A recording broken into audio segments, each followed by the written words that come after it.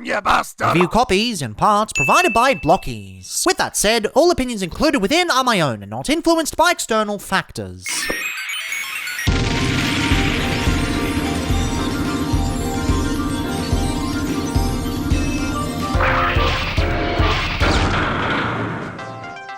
The rules that apply to transforming Transformers and non-transforming Transformers are very different. With your average off-the-shelf Cybertronian, transforming itself is often enough of a gimmick. Sure, they bring in gimmicks from time to time, but the toy line remains constant thanks to the tactile nature of the hobby. Transformers transform. Big whoop. But remove that factor and you have to fill in the gaps. Perhaps accuracy is the big kicker, or maybe cross-compatibility, or mayhaps a specialized aesthetic. You've got to have a draw for both fans and average consumers, something you can't normally get with standard mainline or masterpiece releases. Coincidentally, all three of these examples are things Blokees delivers in spades. It's no secret that the drop of this new toy line was carefully calculated, and it worked. Blokees are popping the off in the fandom. People can't get their mitts off these. However, it's important to note that this big beginning is sort of like the post-war Japanese economic boom. It might seem like a miracle with no end in sight, but eventually it does have to wear off. I always try to answer something nagging at me with these sorts of videos, but nevertheless, I'm curious. Has the Blokees magic worn off? And if not, will it at some point in the near future? Greetings, Cybertronians. I'm DrLockdown, and today's diagnosis returns us to the ever-changing Blokees landscape. Sometimes it's hard to look at the bigger picture without stepping back and seeing how far you've come. And sometimes you realize the picture's already done. But, well, that's something to discuss later. One thing that's not required at this point, however, is the explanation on what Blokees are. Because at this point, I've done 2 videos explaining them, 3 if you count the cancelled Legendary episode due to audio issues. I do hope that sees the light of day someday, though. Either way, no point dilly-dallying. Hit it!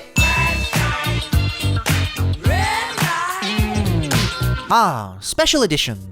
Even if they're not that special in the grand scheme of things, offering little to no bonuses over the standard release, it's still a good option to have. And that's where the shining versions of the standard Galaxy class figures come in. A beefed up price point with LEDs, nuts, and extra accessories. From a distance, it might seem like a whole lot of nothing for a massive price increase, a la SS86 Springer. Oh hi there, most disappointing figure of last year. But they're actually only a couple of bucks more than the standard version. Value-wise, this is pretty good. They also use the same LED system as the earlier classic class figures, right down to the shaking to activate gimmick. Not the best system, but for an earlier release, it's alright. And also, apparently they glow under a black light. I don't know if I actually have a UV light laying around somewhere to demonstrate, so that's a problem for future DrLockdown. And yes, these figures did release far earlier than the more recent figures I've covered, so really they only just showed up locally at the end of last year. Weird time to show up, not that I'm complaining. And yes, this assortment was purchased locally, not provided by Blokees themselves. Blokees money is practically an Ouroboros at this point, not that I actually get paid for these. The poster child of this wave, and the one I was the most excited for, was the Optimus Prime. Despite featuring in my mini-series of shorts criticizing the unfettered amount of G1 Optimus Primes released over the course of last year, this release was actually one I took a passing interest in. It was at the least the one out of the set I wanted to get, if nothing else. And oh, what's that? Oh wow, it's Abundance. God damn it. Duplicates aside, this is a really good release. It's probably the most unique of the Galaxy class figures they've ever done. They really put the extended budget to use, even if it's only a couple of extra bucks at retail. Usually you'd just get a torso and shoulders, but this Prime also gets practically entirely new legs, new feet, and even a new waist section. If it weren't for the oversized head, he'd probably not even look like a Blokees release. Not in a bad way, mind you, and neither is an insult to the Blokees aesthetic. I adore the face sculpt. It perfectly captures the wideness of the G1 toy, while still adding just enough angles to make it fit in. If I'm being honest, I kinda prefer it to the Legacy Deluxe. They use that trick to reallocate the backpack budget to the front to give him a dedicated grill piece. I'd assume the Chase version works even better with a metallic finish, but the standard one works just as good. I really like the interpretation of the Matrix printed over the windows and letting the light shine through. And the light does work really well here. With a lot of earlier Blokees releases, the LEDs were sort of hit or miss. Here though, it works right out of the gate. The waist section works quite well too, though the yellow paint isn't great. What is it with Primes having iffy paint on their crotch sections recently? I get yellow is a difficult color to do, but come on. The legs absolutely make up for it though. The assembly is awesome, with all the new feet and extra wheels. I really like that they made the joints red so that they don't seem out of place. Ever since the Constructicons, I've always wanted to see them experiment with other joint colors, and this is a great example of that.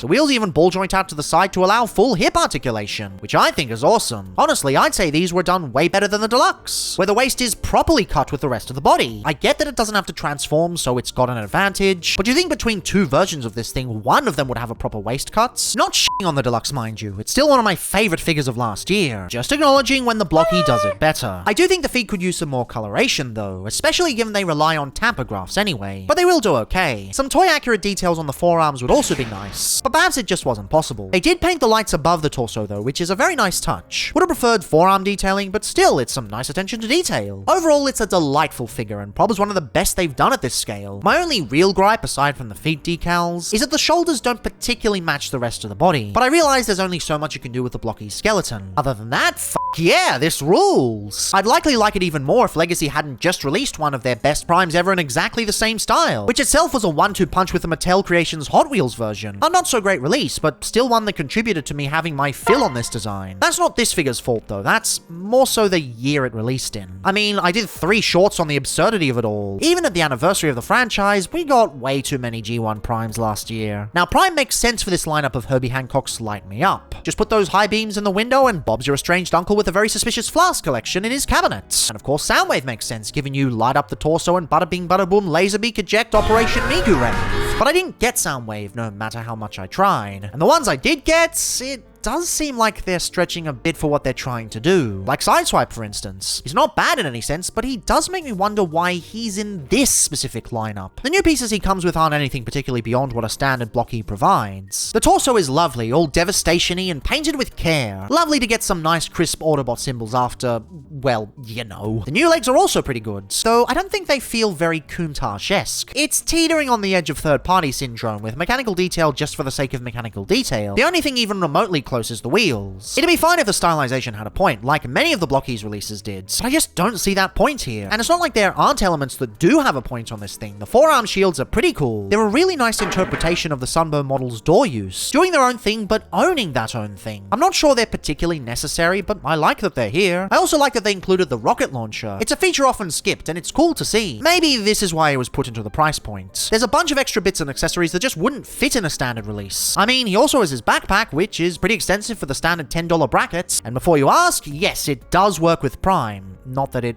really accomplishes much. Now, in the original script, I put a note that said normal Prime, and for ages and ages, I couldn't figure out why I wrote that. Turns out it was a reminder for me to test it out on the first wave Blockees Optimus Prime. And yes, the two are in fact compatible. It does work as an okay accessory. I do think it sits a little bit low. Would have been nice if it was just a smidge higher. But hey, it's a nice little thing you can do with the two of them, if you want to, as a certain other reviewer would say. So that explains why he's here, but I still don't think he was a good fit. The LED in his chest exists, but you can't see the damn thing because it's entirely opaque. They don't even work that well with the eyes anyway, not that I really care as it's got that classic early Blockees creepy face. Looks like perpetual baby face, sort of similar to a colleague I used to work with back at my old retail job. So ultimately, you got a blech head and an okay body in a price point where logically he makes sense, but emotionally he feels out of place. But in the words of Jeremy Clarkson, still, could be worse. Why is Beachcomber here? Is it so his eyes can light up? So he can come with an unpainted paradise parakeet? So he can have his golden lagoon hand? Folks, those aren't enough to justify a full Shining release. The lineup eyes don't even work that well in the first place. I've checked, they are functioning, unlike the Megatron from the first video. It's just, the piping doesn't work particularly well for this shade. But whatever, they're only like $3 more than the standard Galaxy class release. How does this fare as a normal Blockee? Well, honestly, pretty mediocre. He's just sort of a man of boxes with minimal paint and tampographs. I realize that's reasonably accurate for the character, but it just doesn't translate very well to Blockee form. A lot of that comes down to my own personal bias. I've always preferred my Beachies with a more flowing aesthetic. It's one of the big reasons why I prefer the Legacy version to the pot pie one, though I seem to be alone in that statement. This is closer to the toy version with a big blocky torso showing nothing but grey, and blue chunks that don't involve much mechanical detail. The shoulder wheels are nice, but far from engaging on any level. They couldn't even do something as simple as cast the parakeet in green plastic. That's like base level. This is supposed to be a special edition line. Did the budget get reallocated to other figures? I don't particularly have a lot to say on Beachcomber beyond he's a bit boring. How do you quantify boredom? How do you explain the intricacies of a figure where the main issue is that he doesn't have intricacies? He feels more like a stand-in for fans of the character than a solid release in his own right. Beyond being out of place in his own toy line, even more so than Sideswipe. Even the person I'm letting keep this, Cliffby, who in his own right is a massive Beachcomber fan, just sees this as a gap filler for the Beachcomber shrine. fine. When even the biggest beachcomber fan on the planet can't find much to enjoy, you know that spark is missing. Fortunately, the final figure I got fits the line a lot better. Shining figures work when you can actually see the chests glow, at least in my opinion. I'm actually surprised with this one, as I didn't expect to like it particularly much. The other Dinobots didn't exactly wow me, so I figured it would be an easy sell-off. But fortunately, this won't be. It'll be a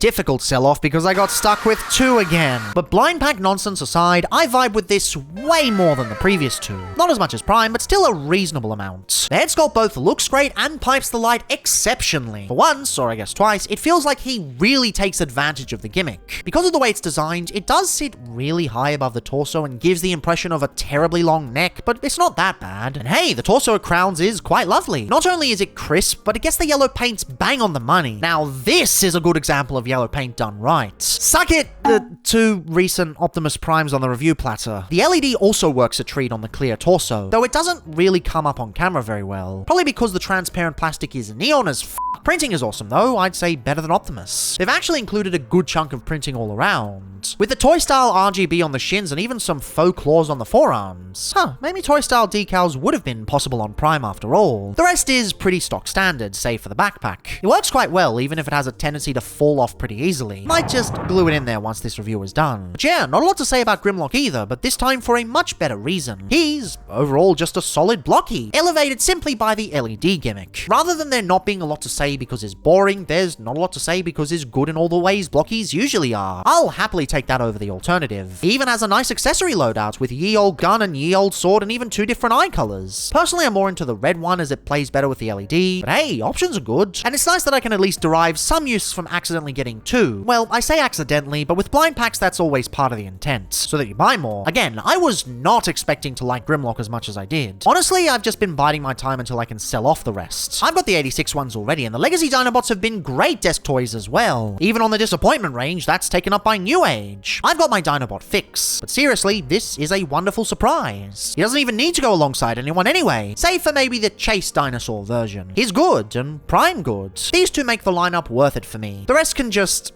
go somewhere, I don't know. Look, this whole wave is a bit of a hodgepodge. It's a line that feels like they grabbed whoever wouldn't fit at retail, and even then, some of their decisions seem a bit dubious. None of these are bad in the slightest, it's just, some of these you wonder why they exist. I know a lot of that boils down to the fact that the better choices from this wave are the ones that passed me by, but even then, it does seem a little pointless at times. Still, apparently there was another Shining Wave before this, and it appears to be even more moot compared to the originals. What's that phrase again? Still, could be worse. Fortunately, the next wave is indeed looking a lot better, but as I've already experienced a lot of these in their standard form already, I don't particularly see the need to double up. Even on the awesome powered convoy homage, I'm just not that excited considering I didn't particularly enjoy the original. Still, I think it was all worth it for the toy style Prime. This has genuinely become one of my favorite releases of theirs. Not on the same level as the Legacy Deluxe from last year, but a fun little novelty that I'm glad to have around. Just not glad enough to keep both copies on hand. So is the curse of randomization.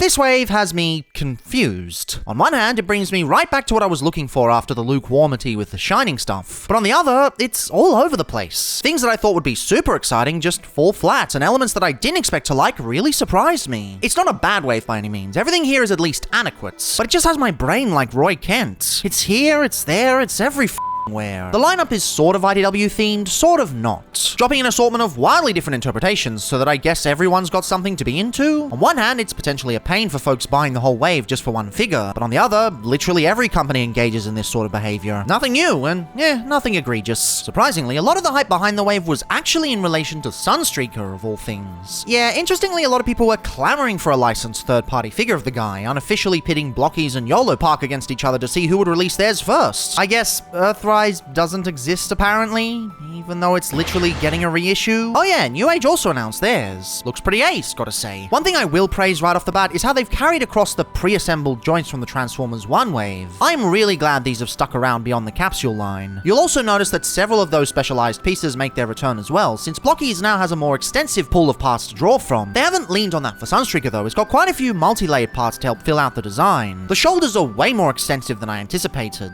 and they come across really well. well. I never actually considered this style of shoulder that iconic, but looking at it closer now, I might have to reconsider my view. The torso is delightful, taking full advantage of the classic tamper graphing awesomeness. See Devastation Prime? This is how you do cell shading. The head that sits atop it is okay, albeit a smidge uncanny in the face department. Nowhere near as bad as their earlier releases, but still something to take note of. I really dig the backpack. It's nice and compact and oh so shiny. Of course, a lot of this is easy thanks to the lack of transformation, but it still looks really nice. Even the shins look snazzy, going off in their own style direction, but thankfully committing to it properly. Thankfully, it doesn't seem like aimless stylization for the sake of stylization. While the earlier releases were still stylized pretty effectively, this one thankfully takes it a step further and refines the aesthetic. Though fortunately, even some of the older returning designs get revitalized enough to do a lot better. Shattered Glass Ratchet is an interesting choice to say the least. Seems like something they've been slipping in a healthy dose of the continuity, not that I'm complaining. Now, while I didn't mention it in my original review, I unfortunately fell out hard with the original Ironhide. After taking a closer look, I quickly realized he was my least favorite release they've done, even in the face of on-camera breakages on figures such as Sentinel Prime. By the time I realized the video was almost complete and going back and changing things last minute would have taken too long. Just, I don't like him very much. And yet, everything with him seems fixed here. Well, almost everything, but enough to make me forgive the design. I'm still not a fan of the curving on the chest, but it's a lot better now with the new flatlining tamper graphing. I think the Shattered Glass Deco has always worked better with an opaque chest when compared to his original versions. The head sculpt seems fixed, though I'm not sure how. As far as I can gather, it's basically the same as it ever was. But I don't know, something about it here seems sharper. Maybe it's the colors that are doing it for me. This deco has always f***ed, and here is no exception. Part of me does wonder what he'd look like in the original comic stylings with the Aqua Surge and gown style, but at this stage, the color's already too far well established, so it wouldn't make much sense. Beyond that, everything else is pretty stock standard. But that standard is quite solid itself. Nice tamper graphing on the legs, snazzy shoulder pads with purple highlights, decent color balancing, what more could you ask for? Well, personally, I prefer the turquoise to be a bit more neon, like the Earthrise Selects version from a few years back, but the shade we have isn't bad by any means. It's still a solid blocky, not one that I'm particularly frothing over, but one that's definitely given me a reason to keep it around. Wish I could say the same for Dirge though, not because it's bad, if anything it's the opposite, he's fantastic.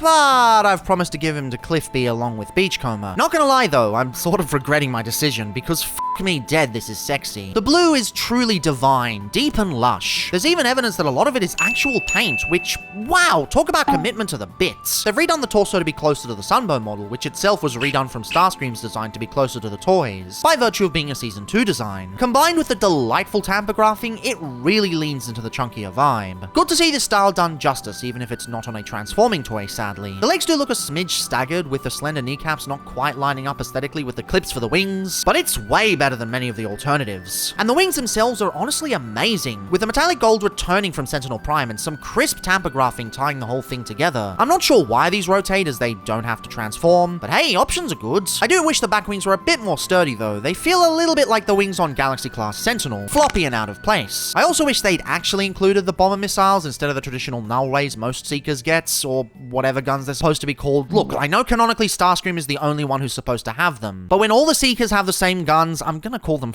null rays. But my point is, most of the Conehead homages seem to skip them, and it's always bothered me. New Age got around this with this really cool slipcover method, and no one's taken inspiration from it. Without the shoulder wings, often the shoulders look bland and plain on the Coneheads, unless you bring in the bombs. This doesn't have that issue, but as a personal ick, I do find it a smidge disappointing they didn't go that extra mile. Either way though, although some areas are a smidge wibbly, he's still a cracking Seeker. Only reason he's moving on is because the resident Dirge and Beachcomber fanatic will get way more out of it than I ever would, and that's fair. Doesn't look like this fellow is very impressed with my judgment though. Not mad, just disappointed in me. Moving on, Wheeljack honestly surprised me with how stylish he was. I guess because the last one was kinda okay, I expected the new version to be the same. But no, this is actually really swish. It's weird, that's like 3 times I've expected to be bored with a Wheeljack and I've ended up loving it. Wait, no, I rebought the 2010 one, and now that it has fixed tolerances, I actually quite like it, so that makes 4. Should probably redo that original Wheeljack off video someday. United one's a bit naff though. Actually, both United ones. Band is pretty good, not super crazy with his mechanical detail, but damn fine with its tamper graphing. They use it to add so many extra flashes of color, even creating a faux glowing effect on the ears. Kinda wish more companies would do stuff like this. It's a really cool feature. Same deal with the torso. The tamper graphs really make it feel much more layered than it actually is. Bit jarring to see the unpainted blue on the sides though. Doesn't quite ruin the cohesion with the bottom window, but it is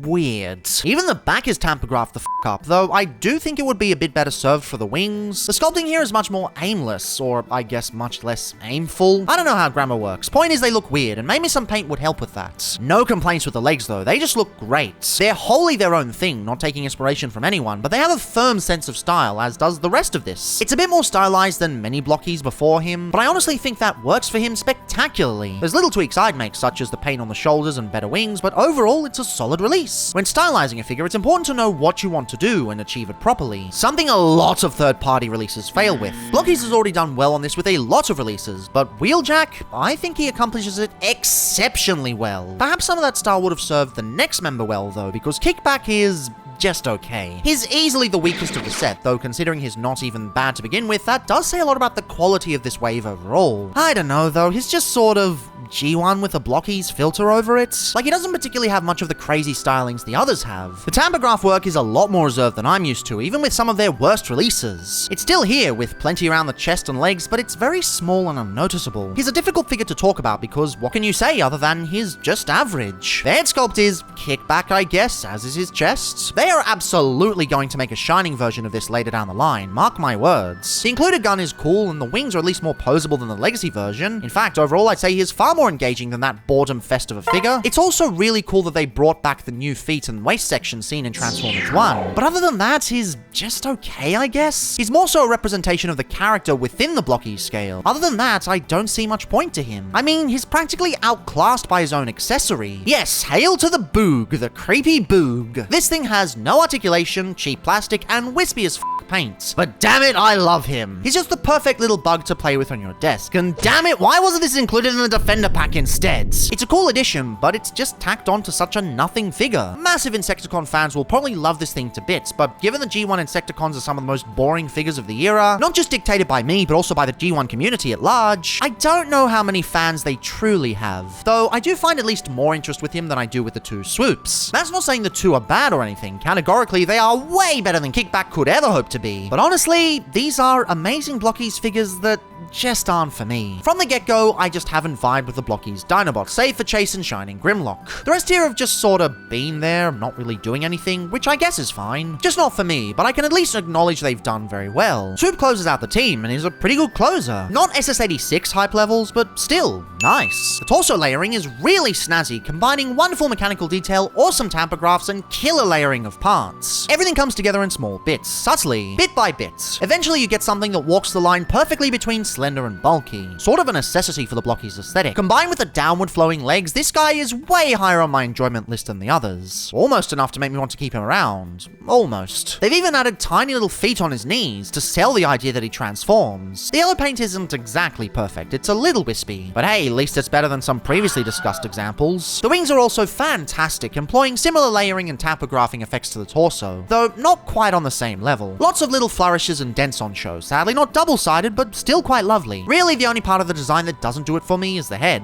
It's not bad, especially compared to several of the older releases, but to the rest of the design, it does feel pretty lifeless. I realize conceptually the Dinobots are a pretty derpy concept, but this just gives me nothing. And often, that's all it really takes to bring a figure down. A mediocre head sculpt can completely change the vibe of the package. And although I'm usually a little more lenient on such things, I think I'm feeling that here. And that's sort of the overall feeling I get from the dinosaur mode version, or I guess a pterosaur isn't quite a dinosaur, but you get the idea. With this one, I find it a lot more difficult to discern what it's missing, but something definitely is. It's certainly not effort, they've really gone all out here. More than any previously covered Dinobots, there are very few reused parts across the two. I think it's just the wings and the waist section here, that's it. The tamper graphing is as on point as it was previously, even incorporating a healthy dose of paint to help with certain coloring. They've even fixed the head sculpt, it's a wonderful blend of round and cuboid. I should love this thing, it's doing everything I could want, so why don't I? I think it's a combination of what I expect from Blockees and what I expect from a G1 swoop. I come into this design not expecting a realistic sort of dinosaur proportion set, but more so a block with wings. That feels appropriate for the design, the style, and even the continuity with the robot mode version, and yet I'm just not afforded such here. The leggies and this torso, although accurate to what a pterosaur would actually look like proportionally, kinda do the design a disservice if you ask me. Of course, it might be because at this point I'm fairly Dinobotted out. That's 3 completed sets in the past 4 years, and enough is enough. I'm not going to call either of these bad, or any of the previous ones for that matter. It's just, even aside from the fact I'm honestly tired of this set of characters, they're just missing that special spark that lets them rise above the rest to greatness. Fortunately, the final two members are a lot closer to that spark, though sadly I don't think Megatron is quite there yet. Again, I think that a lot of his appeal sadly comes from the fact that he is a readily available and affordable IDW Megatron. Typically you get one, the other, or often neither. This fills that slot pretty successfully, albeit with some compromises. My biggest gripe would have to be the colors. This light stone grey just tends to wash out the details. Not sure how they could have fixed this without going full metallic, but it does feel a smidge undercooked here. Fortunately, the tampograph work makes up for it. The torso especially goes hard with the swirly wire of doom. And it's really cool to have a proper Autobot Megatron representation instead of half-assed stickers given to you as a consolation prize. There's also a hefty amount of paintwork on the shins too, and it looks really lovely. Kinda looks like ribbons from certain angles, but it still adds some lovely visual flair. And they even brought back the Transformers 1 feet. That's cool. But then the forearms clash with everything else since the aesthetic has overall been squared up. Plus the tampographs on the shoulders have been aligned really poorly, looking like sloppily applied stickers. And those eyes, they are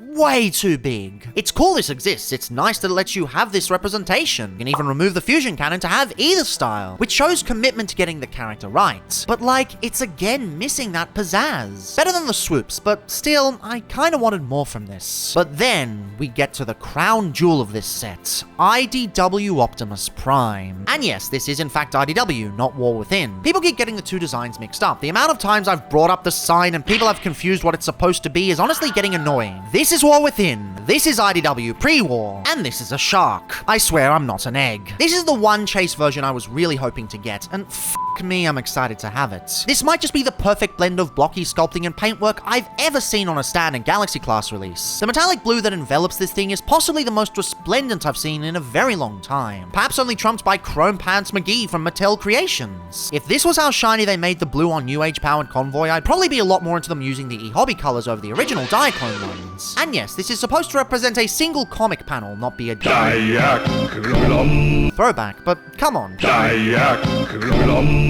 Is way cooler. You've got so many specialized pieces on the chest, honestly giving Shining Prime a run for his money. He's got specialized ball joints too, but they work pretty decently, placing him more on the Tarn side than the Magnus one. They've carefully picked out so many details on the grills, abs, and even the lights under the pecs. Those have to be the tiniest tampographs I've ever seen. The head sculpt is borderline perfect. I probably shrink in the middle crest a bit, but everything else works exceptionally. I don't even mind the eyes being really pale. Really works for the design. Also, never realized until I took a closer look that it's actually asymmetrical. Cool little communications thing on the cheek. Nice touch. The forearms have been given really cool tampographs too, and I am absolutely enamored with the burn patterns on the smokestacks. This shit is like Warhammer paint level, not standard retail shit.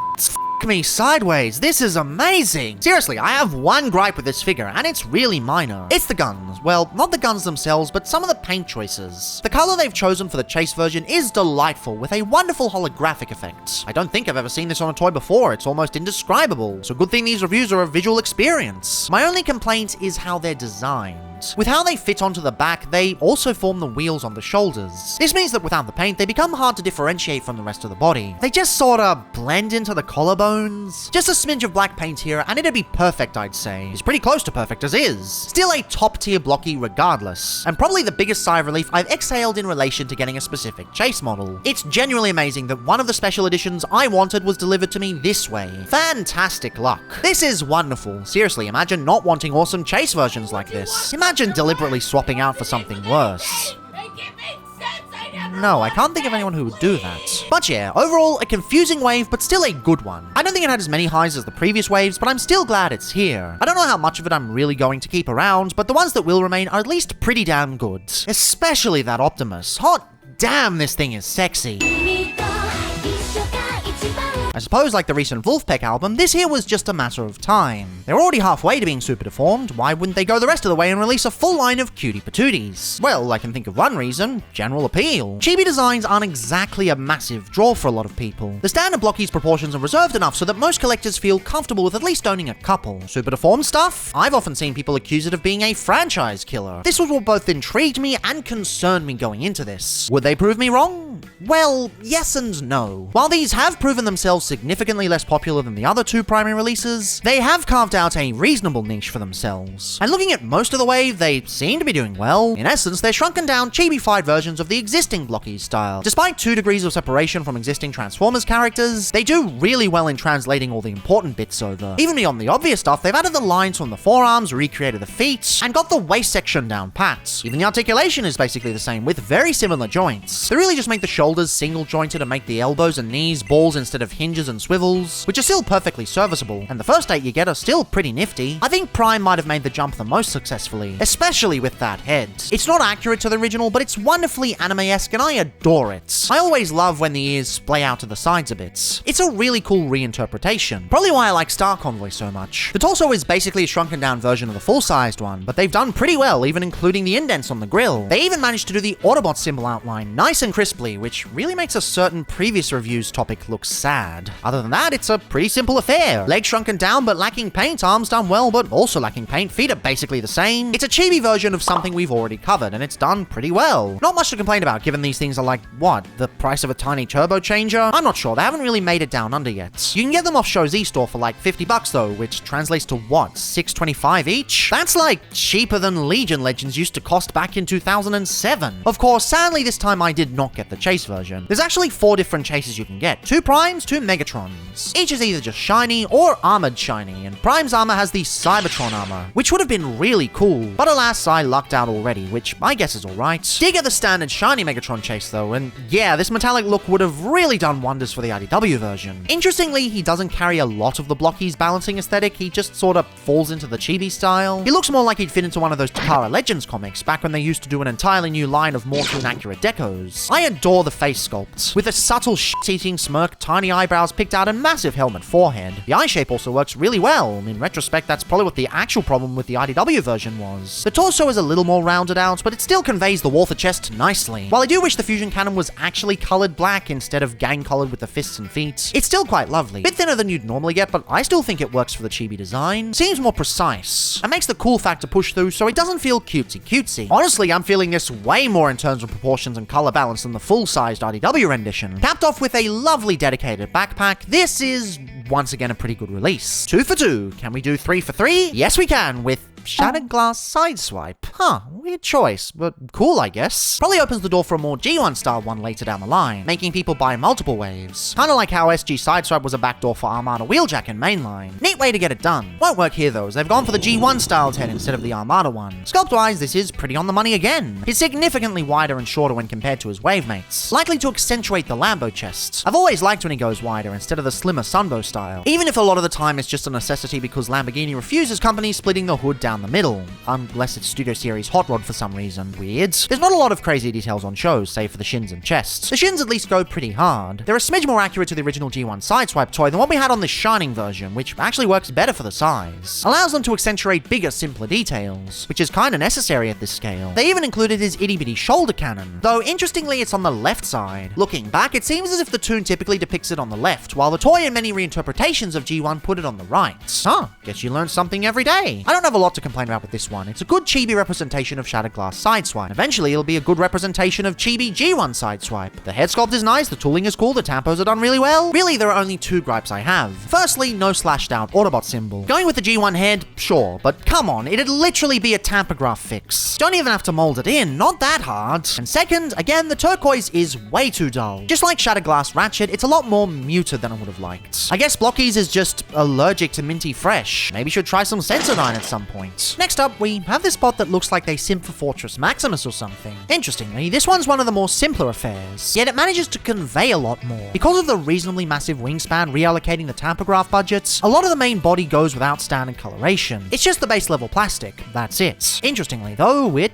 kinda works. Thundercracker has always been a pretty easy Seeker deco to get right. Usually if there's a problem with Starscream's deco, it gets fixed on the Thundercracker version. Hell, if you count the Buzzworthy box set Seeker as a stand-in for Thundercracker, he technically becomes the one version of the Earthrise mold I genuinely like. And I mean, people already use Hotlink as a stand-in for Skywarp, so stranger things have happened. The torso is nice and compressed, like the full-size version, but way tighter. The legs also have some simple but effective blocking on them. Would look infinitely better with tampagraphs, but like, can't really do that. Really, the only part I take issue with is the Bumblebee head. It's not bad on its own, it's got some really cool helmet stylings and conveys his hesitancy quite well. It's just, damn, those eyes look dead. They're using an insert, so really they should be able to choose whatever shade they want. Maybe I'll give these a paint later down the line if I can get over my laziness. But other than that, solid Thundercracker, probably by virtue of being a Thundercracker. But still, solid. After that, it's the unwilling torso of Devastator. Prowl is always one I forget is actually in this lineup, and he's alright. At least is more visually appealing than the larger version, with a reasonably proportioned head and more realized backpack section. I love the paint and wheels on these door wings. But really, I think my favorite bit is actually the torso. It's both sculpted and tamper-graphed very well, with the most adorable little Autobot symbol imaginable. Capped off with some wonderful leg detailing, he's just a nice figure to include in this lineup. Not a lot to say about him, other than the fact I'm happy he's included. He makes sense. Unlike the next two. What the f*** are these? You've got Clear Ironhide and Goldfire Bumblebee? Not even Goldbug, there's not even any head details. This isn't even a chase version, it's just something they made right off the bat. Why would they do this? So they can sell a normal Bumblebee in a later way? Oh. Yeah, that makes sense. Look, I'm not gonna call this bad. It's not, it's done quite well. Not chase figure well, but still pretty well. The unique feet blend in with the existing tooling. The torso is pretty nice with its tiny extra window, and the head sculpt is as adorable as the rest. But by the same token, it does feel a little bit stingy saving the proper one for later. With Sideswipe, at least it was a cooler extra deco, but with this it just feels like a bait and switch. Nowhere near as much as Ironhide, mind you, though a lot of that is personal. I'ma be real with you, I have never liked entirely clear decos. Beyond the potential breakage issues later down the line and the fact they don't particularly make any sense as you'd see all the mechanical detail below, they just look ugly. They look less like robots and more like pieces of candy. Cheap and disposable. Clear plastic in the right places looks fantastic, and I don't want them to stop that. But this is too much. Still, it does annoy me that this is okay, but somehow this isn't. Come on, have some consistency. Regardless, as far as clear decos go, this one is actually done pretty well. Everything is clear instead of just select parts. And the plastic almost seems to glow in the right circumstances. It's almost neon in its resplendence. Even the torso looks pretty good, bringing a similar vibe to Prowl with its squishiness. But by the same token, I still think this just looks stupid. I don't think I can criticize it for being bad in any way. It's categorically fine. It's just diametrically opposed to my own collecting sensibilities. I can criticize him for being first before standard Ironhide, just like Bumblebee. These two are basically pulling a Siege to Earthrise switcheroo, only it's over 2 waves. I don't know, I don't really find that cool. As far as the robot lineup goes, I suppose this is a solid enough start. Sure, there are a few extra things here and there that personally I'd swap out for some more standard releases, but marketing wise I see why they did what they did. If this is all they'd released, I'd honestly be cool with it. Except it wasn't. While the vast majority of the Defender wave constitutes standard robots, the rest is actually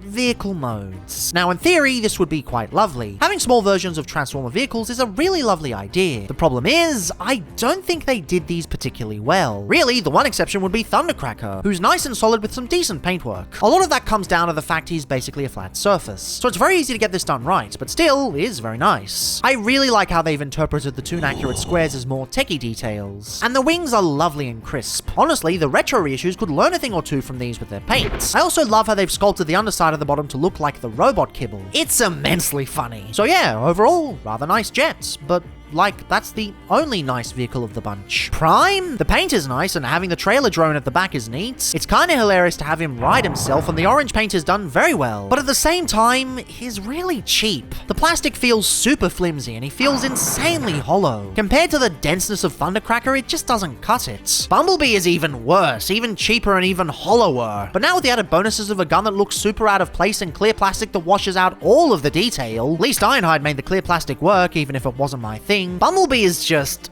blech. And I mean, cool that they're making use of the same wheels to save costs, but the wheels are kinda shit.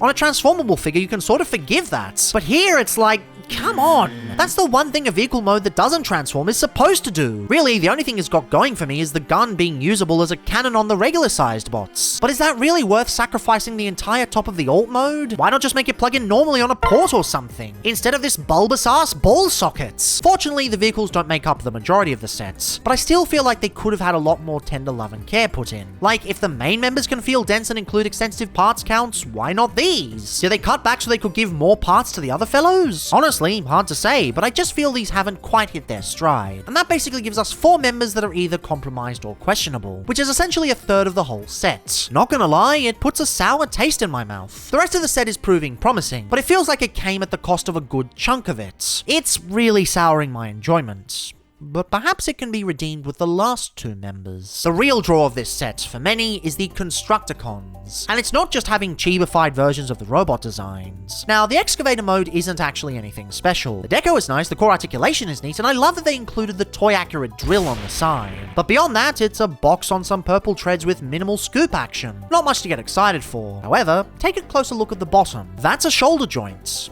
And an elbow joint. I see what they're doing. This is gonna be really nice. Oh. Yeah, this video's been in production for so long that they basically announced it, and I'm not feeling it. Yeah, I don't know, it sort of looks like TFC Hercules from back in the day, but without the benefit of actually transforming, which would excuse its proportional oddities. It's awesome the shoulders use the toy-style treads, but they still look super jank, and I don't know, something about the arms just bugs me. And all of this without the bombshell that you can't actually buy the pack that turns it into Devastator in the first place. Well, kinda. You can still import it from overseas, it's just not really sold in America and some other territories. Australia, I'm not really sure, but at this point, I'm just kind of over it. Now, to be fair, they had a very good reason. They actually explained that the copyright holder wouldn't allow them to, the copyright holder obviously being Hasbro. So yeah, if they are to be believed, and I do believe they are, it is outside of their control. It's not like that stupid Masterpiece Coronation gear that was geo-blocked for no apparent reason. This at least was something that was planned, and then was blocked halfway through. But yeah, given all the difficulties potentially importing the Devastator stuff, at this point, I'm just kind of like,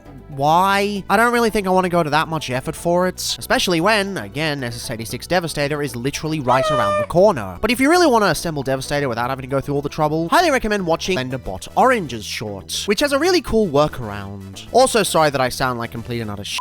I've got a cold and I tried waiting until it passed before I recorded this last section here, because when I recorded this video initially, the whole Devastator debacle wasn't even a thing yet. But no matter how much I wait, I just cannot seem to shake this, and it's really frustrating. So you gotta put up with me sounding like shit. Sorry about that. So if I'm not vibing with the Devastator, that means these two have to basically work on their own merits. And well, they're okay, but not anything crazy. The Excavator I've already gone over, but the robot, he just lacks the crispness of the others. While I adore the colors, those aren't particularly anything new. And the torso tampos and eye paint are just kind of bland. It's just a big sticker and a washed out visor. Yes, red paint difficulty and all that, but the others were already able to do this well. Just feels like a letdown, though I'm kind of glad I'm freed from needing to complete another set of Constructicons. I'm already going after both 86 and the standard Blokees ones. Dr. Wu is on the way eventually, and Blokees basically occupies the same space as DX9 Hulky anyway. Yeah, the older I get and the more I collect, the more I kind of vibe with Hulky. Maybe you'll get a third opinion someday down the track. But after we do all that, pretty much half the set ends up in disappointment. Bar vehicle mode Bumblebee, I don't think I could call any of this bad, but it's just like, where's the magic from the full-size version? Where's the pizzazz? Where's the lamb sauce? Well, turns out it just went in another direction. The bigger stuff. If Classics class is the Blokees equivalent of high-grade Gunpla, then Action Edition is the equivalent of Master Grade. This behemoth really fills out his price range in a very good way. All chunky and resplendent. Not in build quality, he still very much feels like a model kit, but at the very least in his proportions. Megatron basically looks like he stepped right out of Dreamwave, with the exception of the slightly bigger head. Said head sculpt is absolutely divine, with the killer stretched bucket head, sharp shit-eating expression, and crisp black eyebrows. The whole thing is actually painted too, in fact most of the plastic is either a matte or metallic finish, with the exception of the reds and blacks. All this for the low Price of a Voyager. What is Gundam doing at this point? You can even light that up with a magnetic activation key, which is a way better way of lighting things up than the old shaky method. I do understand the mechanism would be way more expensive though, but it's still great to see here. The torso is monolithic, as all G1 Megatrons should be. Maybe the midriff is a little too round for my tastes, but it very much makes up for it with the killer transparent accents. None of these are painted either, it's all different shades. That's lovely attention to detail. And swing around the back and you can see the best thing I love to see on Megatrons, red zones. It's always been my favorite color feature of the G1 toy, and seeing it here in such strength is lovely. It really helps bring stuff like the arms to life. Sure, said arms are pretty cool on their own, all chunky and beefy, but with the subtle red, it really gives them that power factor. The legs even more so. Already they're awesome with their Dreamwave-esque wideness, but couple that with the interiors and they become some of the best G1 Megatron legs I've seen. Only had to sacrifice the transformation to get get there, but still really nice. The fusion cannon is also delightful, nice and chunky with an appropriate balance in size. It's not too small so it feels iffy, but it's not so massive that it looks out of place. It even has its own extra feature where pulling it back opens it up. It's not the most seamless as it's not always aligned, and I'm not sure I'm that much of a fan of it, but it's still a nice feature to have, and it takes nothing away from the rest of the figure. That's sort of how I feel about the other accessories too. You've got the sword with a removable blade, the gun, the flail, replacement pieces for the forearms, an alternate head sculpt, Kremzik for some reason, reflector so you can recreate that one comic book reference to The Killing Joke. It was just sex, for God's sake.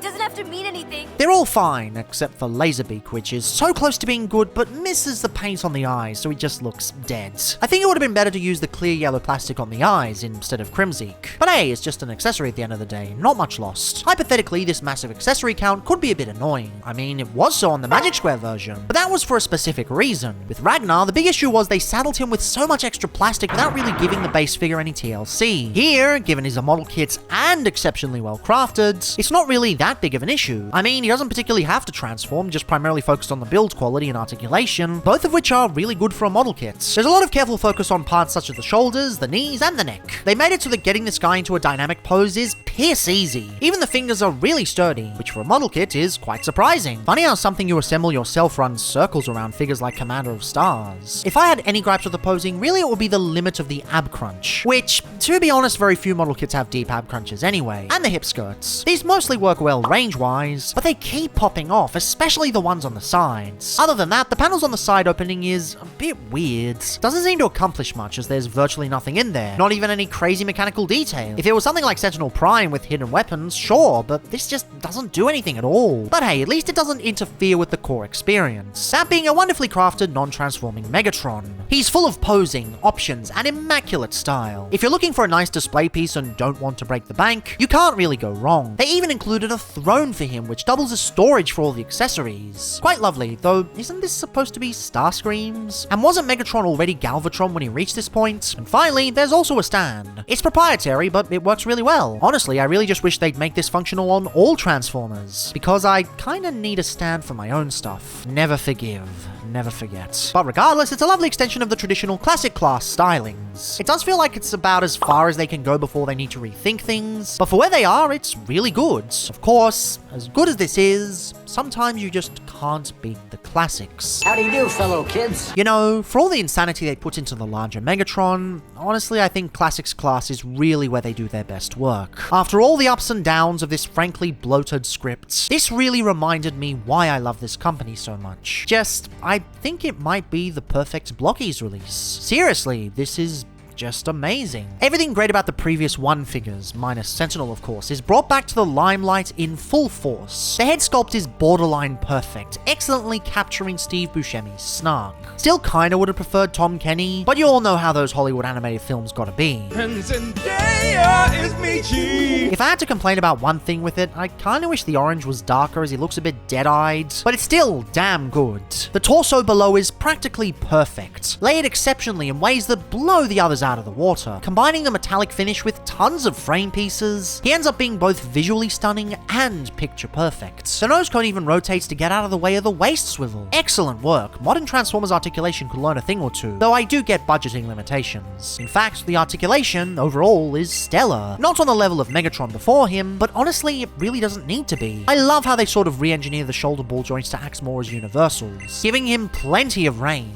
Combined with his slender physique, he ends up being really dynamic. It's very hard to have him not look awesome in any pose. With the super slender and wonderfully layered legs, he's schmoving in any way you put him. Also, nice touch with the thrusters sort of molded on the back. Pretty neat. Now, as for his functionality, he's not got a lot to him. The wings open, and that's about it. I think it's a cool feature, and would love to see it on the eventual Studio Series version. Not that that's ever going to happen, sadly. The wings, not the existence of the figure. You think Hasbro is passing up an opportunity for 5 billion redecos? But that's about it. Not even the chest lights up, though given the complicated build system, I don't see that as an issue. It's fine, honestly. And hey, if you want more functionality, you have... Wait, they could have done proper alt modes without being this whole time? What the f***? Yes, for some bizarre reason, he comes with an alternate mode of Megatron as an accessory. I don't know why he has this, none of the others from this wave do, but somehow he does. And you know what? I do with this. It's solidly built, well layered, well painted, and actually has decent functionality that doesn't come at the cost of either figure within the box. It's small, compact, and stays in its lane. It doesn't actively make the entire wave worse by its conclusion, and for that, I'm grateful. But as for the set on the whole, damn, this is good. I mean, sure, maybe the null rays could be bigger, but I'm not going to begrudge accuracy just because it's not up my alley. In terms of robot mode representation, Blokees honestly has the lineup done best. Will this be my definitive Transformers 1 Starscream? I'm not sure. I was Sentineled out with the Deluxe and Classics versions last time, but then I impulse bought the Voyager and it turned out to be amazing, so who knows? It still does make me sad that Studio Series never gave these the proper decos they deserved. I'll honestly never understand why Studio Series Transformers 1 figures didn't go for the full metallic look that the movie so beautifully depicted. Like, in the movie, that was honestly the whole thing. Transforming bots were shiny, they were resplendent, which heavily contrasted with the regular bots, as it damn well should. And for the regular deluxes, it makes sense. These are supposed to be cheaper, so not having that is fine. In practice, Australia charged $40 for both, but the point still stands. But then you get to the full-size releases, and none of them have any metallic elements to them. Prime got close with his pearlescent parts, but then everyone complained they look rusty, and now, probably just coincidentally, they're all plain plastic. Is it a budgeting thing? I'd be willing to believe that, if Studio Series wasn't known for doing a heavy amount of metallic figures to push screen accuracy. Is the only reason they did a bunch this way already because they were forced to by the car companies? And now that it's not a requirement, who cares, I guess? All this does is open the door for Takara to swoop in later down the line with a premium finish style special release, which I'm not going to call or anything, but like, it's easy money once there's enough molds under their belts. I just wish they'd given these decos the tender love and care they deserve. The molds already range from decent to fantastic. All they need is some good old shine to make them truly, well, shine. But with that, and with the way Sentinel turned out, I'm honestly not sure what'll happen going forward. Look, I'll be honest, Starscream is fantastic, but it's fantastic in ways I've already discussed many times before. Blokees does these figures really well, and I love that Starscream specifically has reignited a passion within me. But it is difficult to talk about him for that reason. He's great, but he is also great in the same way those are before him. You know exactly what you're getting into when you see him, and there's sort of something nice about that. He doesn't under or overwhelm you, he just whelms you, but that whelming is of impeccable quality. Look, this video has taken so long to get through that I've basically changed my entire thesis midway. Writer's block and family members literally dying has made me push this back and back, and it's just time to put this to rest. Is Blokees in a position to continue on both fantastic quality level and maintain sustainability and execution of ideas? Yes. Yes, it is. Unlike Creo or Mighty Mugs or God forbid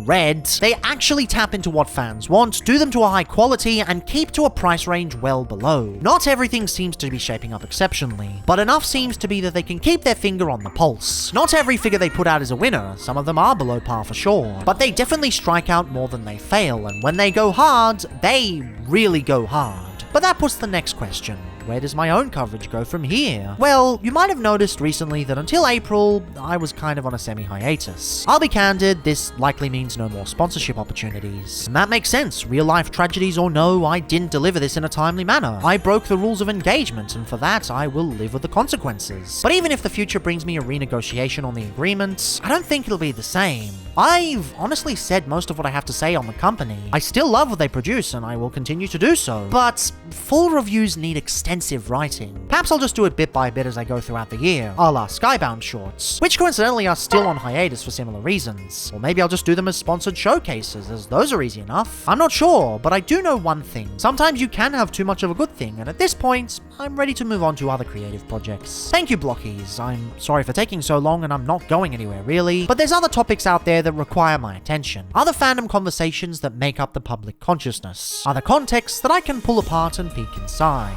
So, whether that's it or not, till next time!